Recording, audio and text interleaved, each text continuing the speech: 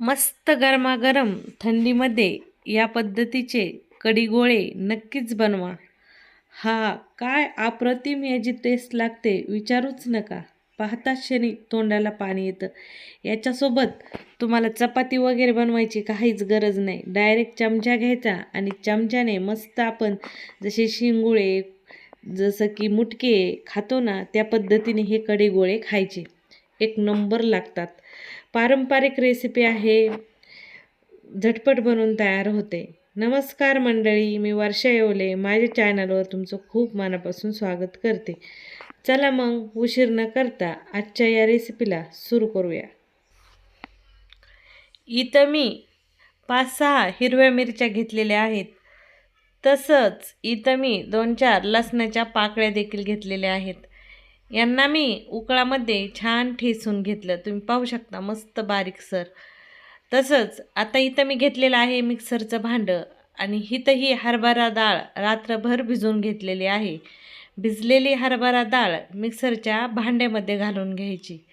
आता सर्वच नाही घातली, थोडीशी ठेवली. या भिजलेल्या डाळीची चटणी जरी बनवली ना आपण, खूप भारी बनवून तयार होते.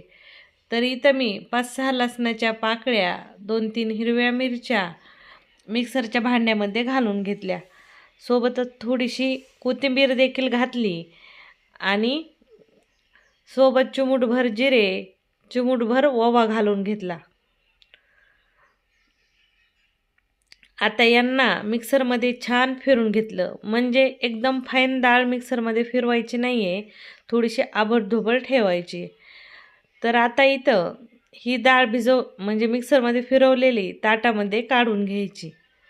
डाळ ताटामध्ये काढून घेतली की आता याच्यामध्ये बाकीचे जिन्नस मिक्स करून घ्यायचे.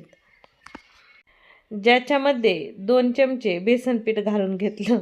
आता ना ते मिक्सरमधलं बॅटर टाकताना साईडला एक त्या बॅटरमधला टिपका पडला, पण शूटिंग करताना कळलंच नाही, कारण ते दिसलाच नाही. आणि ज्यावेळेस आवाज द्यायला लागले त्यावेळेस तो टिपका तसाच होता यार. आता ना हे बॅटर मिक्सरमध्ये फिरवताना सर्व जिन्नस मी घालून घेतलेल्या होत्या, जसं की जिरे, ओवा, कोथिंबीर. तुम्ही नुसती हिरवी मिरची, लसूण आणि डाळ मिक्सरमध्ये फिरून नंतर वरतून ह्या जिन्नस घालू शकता. आता मी फक्त हळद मीठ घातलं आणि मिक्स करून घेतलं. आता आपण कढीसाठी बॅटर तयार करू. ज्याच्यासाठी इथं मी घेतलं आहे मस्त घरी इरजू घातलेलं म्हशीच्या दुधाचं दही. इथं 2-3 चमचे दही घेतलं. 2-3 चमचे म्हणजे 2 वाट्या दही आहे. भाजीचा जी पळी असते त्या पळीने 3 पाळ्या घेतलेला आहे. सोबत 1 चमचाभर बेसन पीठ, चिमूटभर हळद आणि जो आपण मिरचीचा ठेचा सुरुवातीला कुटून घेतला होता ना लसणासोबत, तो घालून घेतला आणि चवीनुसार मीठ घातलं आणि छान इथं पिठं दही मिक्स करून घेतलं. पिठाच्या बिलकुल गाठी वगैरे ठेवायच्या नाही. या प्रोसेसने दही बी स्मूथ होतं आणि पीठ बी मिक्स होऊन जातं. आता लगेचच आपल्याला कढीला फोडणी द्यायला घ्यायची. कढाईमध्ये तेल गरम करून घ्यायचं.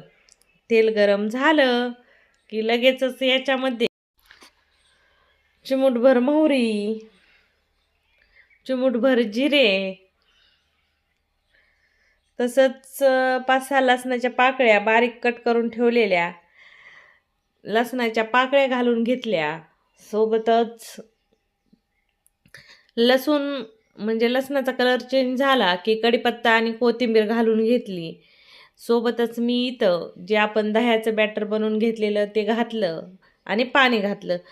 कढी एकदम गाढी करायची नाही, थोडी हलकी पातळ ठेवायची. म्हणजे जे आपण ह्याच्यामध्ये गोळे टाकणार आहोत ना, त्या गोळ्याने कढी छान घट्टसर होते. म्हणून कढीला पीठ लावताना थोडं कमीच लावायचं. आता जोपर्यंत कढीला उकळी येत नाही तोपर्यंत या पद्धतीनेच कढी मिक्स करायची.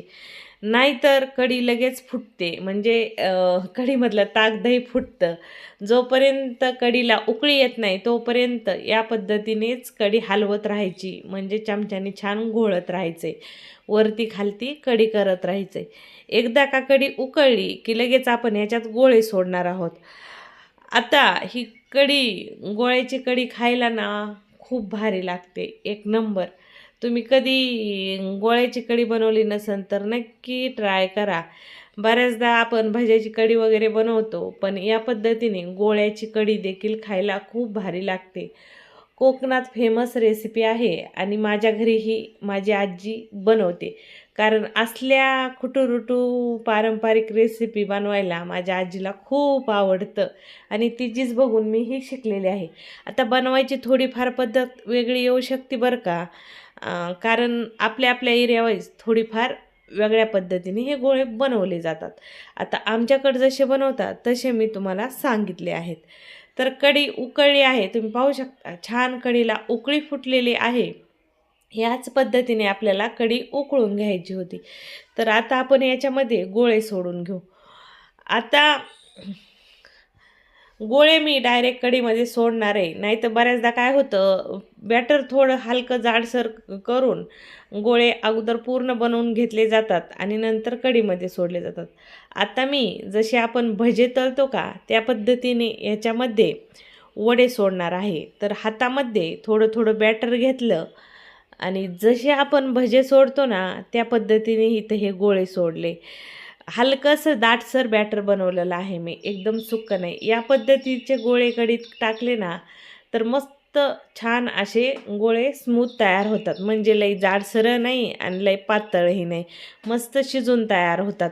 आता गोळे सोडल्यानंतर लगेचच त्याला हलडूल करायची नाही. 5 मिनटं छान गोळ्यासोबत कढी उकळून घ्यायची आणि 5 मिनटानंतर अलगद कढीमध्ये चमचा घालायचा आणि ती कढी हळूच हलवून घ्यायची. म्हणजे हुकून चुकून एखादा गोळा जर बुडाला चिटकला असेल तर तो निघतो वरी. तर पूर्ण गोळे वगैरे सोडून घेतले. आता हे गोळे सोडून झाल्यानंतर आपल्याला कढी छान 15 मिनिट शिजवून घ्यायची. गोळे शिजवायला चांगला 15 ते 20 मिनिट टाईम लागतो. गॅस मध्यम ठेवायचा आणि मध्यम गॅसवर छान कढी 15 मिनिट शिजवून घ्यायची. तर तुम्ही पाहू शकता 15 मिनिटानंतर या पद्धतीने तुमची कढी गोळे शिजलेले असतील. खूप मस्त आणि दाटसर असे आपले कढी गोळे झालेले आहेत. आता तुम्हाला एवढी दाट कढी हवी नसेल तर थोडंसं तुम्ही यात पाणी देखील ॲड करू शकता. कोमट पाणी याच्यामध्ये घालून घ्यायचं. ह्या टायमाला तुम्हाला कढीत पातळ किंवा दाटसर ठेवायची ते तुमच्या हिशोबाने तुम्ही इथं करू शकता. मी देखील अर्धा ग्लास इथं कोमट पाणी घालून घेतलेलं होतं आणि नंतर परत 2-3 मिनिट कढी उकळून घेतली. आता या कढीला आणि या वड्याला टेस्ट म्हणजे कढी गोळ्याला टेस्ट आणखीन छान यावं याच्यासाठी मी हा तडका टाकणार आहे. नॉर्मली पारंपरिक रेसिपीत वरतून तडका टाकला जात नाही, पण मी आज टाकणार आहे. या तडक्याने टेस्ट खूप भारी येते.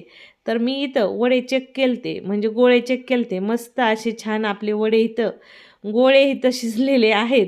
तुम्ही पाहू शकता जसं आपण हे बनवतो ना मुटके त्या पद्धतीनेच इथं हे गोळे तयार झालेले आहेत. एकच नंबर. हाताशाने खायचं मन होतं हे.